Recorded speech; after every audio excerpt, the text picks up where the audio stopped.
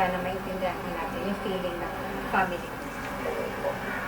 Thank you. Thank you so much. Thank you for taking time. Thank you, Bianca and Luis. Kaya nakita po natin na nandiyan na yung mga matatalik na kaibigan ni Rudy Fernandez, nandun si Christopher De Leon, si Philip Salvador. Sana mamaya baka we can get a few words from them. At mamaya po, patuloy kami magbibigay sa inyo ng pinaka-latest na Mama.